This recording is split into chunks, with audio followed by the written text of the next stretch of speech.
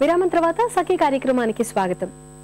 సఖలు, కర్ణాటకలోని కొన్ని గ్రామాల్లోని 30 స్త్రీల సంఘాలు బ్యాంకుల నుండి రుణాలు తీసుకుని దాదాపు 500 చింత చెట్లని వడ్డీ వ్యాపారస్తుల నుండి విముక్తి చేశాయి. చింతపండుని శుద్ధి చేసి మార్కెట్లో అమ్మే పనిని కూడా ఆ సంఘాలే సమిష్టిగా చేస్తూ మెల్లమెల్లగా బ్యాంకు అప్పుని కూడా తీర్చేయగలిగాయి.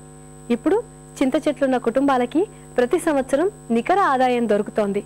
ఈ కథ విన్నాక తాకట్టు నుండి తన 2 చెట్లని మా అమ్మమ్మ కూడా అలాగే విడిపించుకోగలిగింది.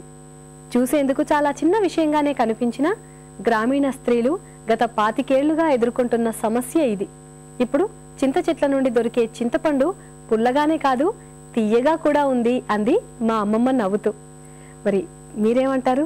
ఈ కార్యక్రమంపై మీ ఆలోచనల్ని, అభిప్రాయాన్ని మాకు రాసి పంపిస్తారు కదా. మా చిరునామా Sakhi, ETV 2, Ramoji film city, Hyderabad 501512.